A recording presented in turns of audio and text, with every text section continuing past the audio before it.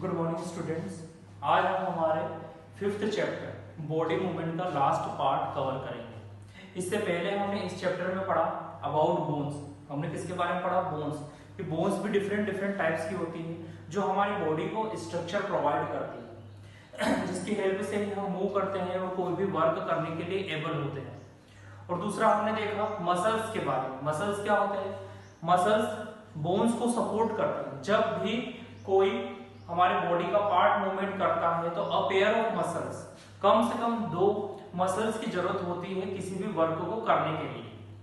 फिर हमने मसल्स के भी डिफरेंट टाइप्स देखे कि ट्राइसेप्स होते हैं, बाइसेप्स होते हैं, एब्डोमिनल्स होते हैं। तो ये डिफरेंट टाइप्स। कार्डियक मसल्स होते हैं। हार्ट के बारे में हमने स्टडी किया कि हार्ट डे एंड नाइट, जब से हमारा बर्थ होता है उसके लेकर जब लास्ट मोमेंट तक हमारा जो हार्ट है वो वर्क करता रहता है, मतलब होल डे एंड नाइट, कभी भी रुकता नहीं है। मींस इसके जो मसल्स होंगे वो और भी डिफरेंट टाइप्स के होंगे जो हमारे पूरे लाइफ स्पान में यूज होता है। तो उस मसल्स को क्या कहते हैं? Cardiac muscles. जो हार्ट के मसल्स होते हैं उन्हें कार्डियक मसल्स कहा जाता है। अब हम हमारे लास्ट टॉपिक पे आते हैं, लोकोमोशन। हमने लास्ट क्लास में भी इसके बारे में स्टडी किया था, लोकोमोशन। लोकोमोशन क्या होता है? जो छोटे छोटे इंसेक्ट होते हैं उनके अंदर बोन्स नहीं होते हैं। तो यदि बोन्स नहीं है तो इसका मतलब ये नहीं है कि उनकी बॉडी में कोई मूवमेंट नहीं होता है। विदाउट बोन्स भी उनकी बॉडी एक्टिविटी करती है और एक प्लेस से दूसरे प्लेस पे जाती है। जब भी कोई इंसेक्ट लाइक अर्थवॉर्म, कॉकरोच, ये जब भी ये इंसेक्ट वन प्लेस से दूसरे प्लेस पे जाते हैं, इनकी होल बॉडी एक प्लेस से दूसरे प्लेस पर चली गई, तो इस मूवमेंट को नाम दिया गया लोकोमोशन का। लोकोमोशन क्या होता है? Movement of an animal as a whole from one place to another is termed as locomotion. One place से दूसरे प्लेस पे जाना क्या कहलाता है? लोकोमोशन कहलाता है। अब हम सबसे पहले स्टडी करते हैं लोकोमोशन इन अर्थवॉर्म। अर्थवॉर्म आपने देखे हैं आपके बुक के पेज नंबर 56 पर। अर्थवॉर्म का एक ये डायग्राम दिया गया है। ये क्या करते हैं? ये हमारी सॉइल में क्या करते हैं? ह्यूमस की लेवल को इंक्रीज करते हैं। ये क्या करते हैं? केचुए जिन्हें जनरली कहा जाता है, जिनका यूज वर्मिंग कंपोस्ट में, वर्मिंग खाद में बनाने में किया जाता है। ये क्या करते हैं? हमारे सॉइल्स की ह्यूमस के लेवल को इंक्रीज करते हैं। अब देखते हैं हम कि लोकोमोशन इन अर्थवॉर्म कैसे होता है। The earthworm is an invertebrate. जो हमारे अर्थवॉर्म होते हैं वो क्या होते हैं? इनवर्टिब्रेट। इनवर्टिब्रेट का मतलब क्या होता है? ऐसे इंसेक्ट जिनमें कोई भी बोन्स नहीं होता है। ऐसे इंसेक्ट जिनमें कोई भी बोन्स नहीं होता है उन्हें क्या कहा जाता है? Invertebrate. The earthworm's body is made up of many rings of segment joined end to end. अब जो हमारे अर्थवॉर्म होते हैं उनके अंदर क्या होता है? अर्थवॉर्म का यदि हम डायग्राम देखें तो किस तरीके से होता है? इस तरीके से होता है, कुछ ऐसे शेप में होता है। तो यहाँ पर क्या होते हैं कि इनमें कोई भी बोन्स तो नहीं होते हैं, तो इनमें जो रिंग्स होते हैं वो एंड टू एंड कनेक्टेड होते हैं। एंड टू एंड क्या होते हैं? ये रिंग्स एक दूसरे से कनेक्टेड होते हैं। ये रिंग्स ही अर्थवॉर्म को लोकोमोशन में हेल्प करते हैं, एक प्लेस से दूसरे प्लेस में जाने के लिए। It has muscles which help to extend and shorten the body. इनके जो मसल्स होते हैं यही इन्हें हेल्प करते हैं शॉर्ट होने के लिए या लॉन्ग होने के लिए। It has a layer of circular muscles and a layer of longitudinal muscles. इनमें क्या होते हैं? सर्कुलर मसल्स होते हैं और लॉन्गिट्यूडिनल मसल्स होते हैं, जिनकी हेल्प से इनकी पूरी बॉडी का स्ट्रक्चर बनता है। The expansion and contraction of circular muscles make the body short और थिक। जो इनकी बॉडी के सर्कुलर मसल्स होते हैं इनमें कॉन्ट्रैक्शन और रिलैक्सेशन, ये इन दो प्रोसेस के थ्रू क्या होता है? ये अपनी बॉडी को या तो लॉन्ग कर लेते हैं या तो शॉर्ट कर लेते हैं। तो सब कुछ जो अर्थवॉर्म का होता है वो इन मसल्स पे डिपेंड करता है, ring muscles. On the other hand, the relaxation of longitudinal muscles make the body long, pushing it forward. अब जो लॉन्गिट्यूडिनल मसल्स होते हैं जो उनकी बॉडी के थ्रू आउट होते हैं वो क्या करते हैं, उनकी बॉडी को पुश करते हैं आगे बढ़ने के लिए।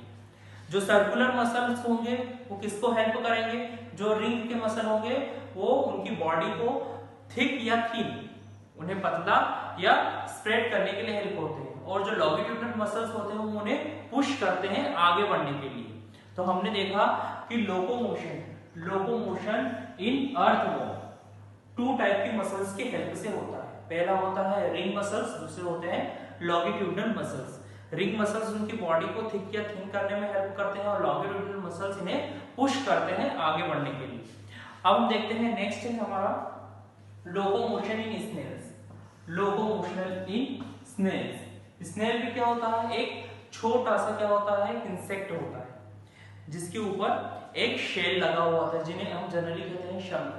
शंख का जो ऊपर का पोर्शन होता है वही क्या होता है, स्नेल का शेल होता है, जो बाद में स्नेल से डिटैच होने पर हमारे वर्शिफ्ट करने के लिए यूज में आता है। तो locomotion in snail, the body of snail is enclosed in a hard shell which is flexible। जो स्नेल होता है उसके अपर मोस्ट लेयर जो बनी होती है वो किससे बनी होती है,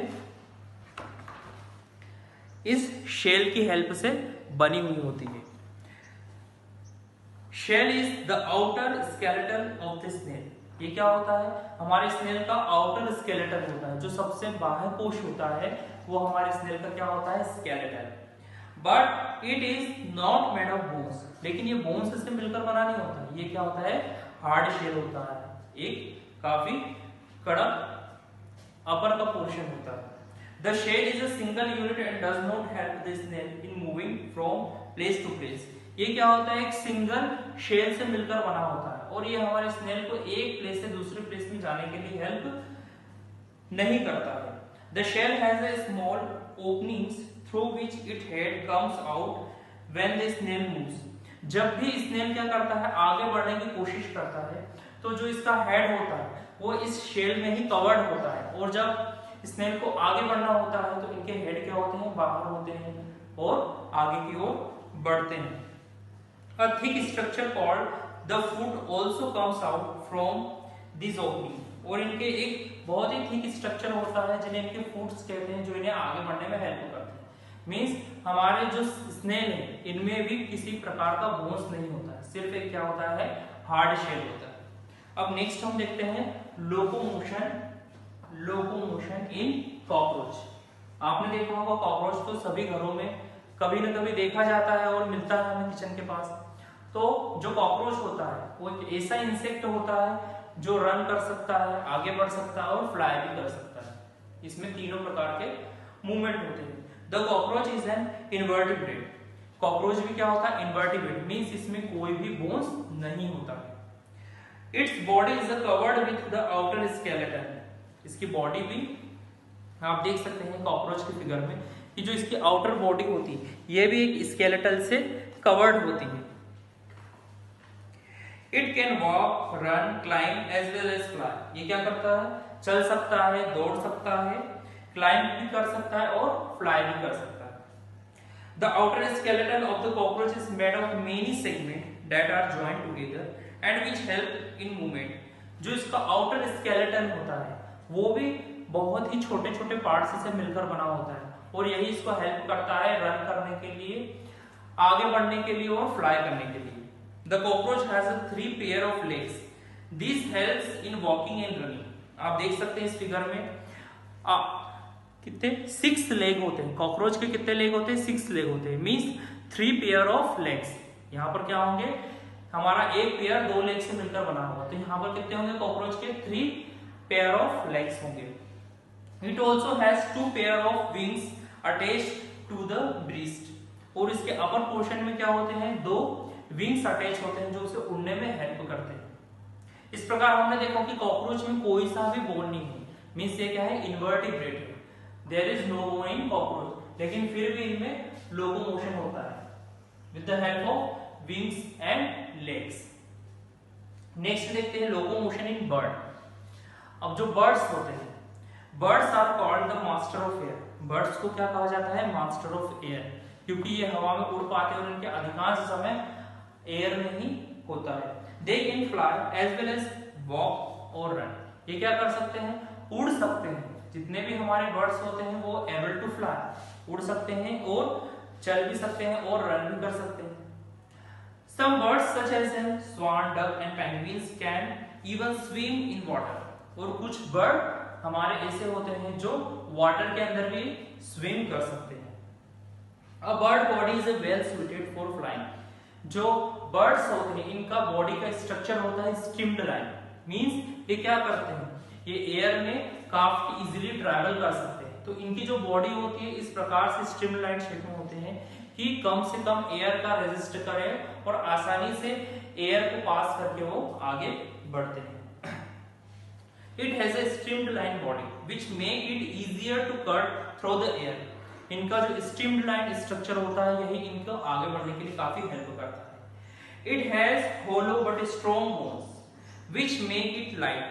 इनकी जो बोन्स होती है वो स्ट्रॉन्ग होती है लेकिन क्या होती है, होलो होती है, मींस काफी हल्की होगी, इनमें होल्स पाए जाते हैं।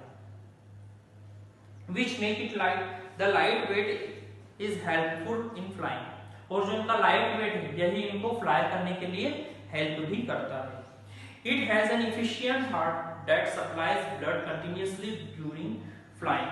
जो इनका हार्ट होता है वो काफी एफिशिएंट होता है क्योंकि इनको जब फ्लाई करना होता है इस सिचुएशन में ये क्या करते हैं, इनके ब्लड के थ्रू, इनके हार्ट के थ्रू ब्लड को पूरी बॉडी में सर्कुलेट करते हैं।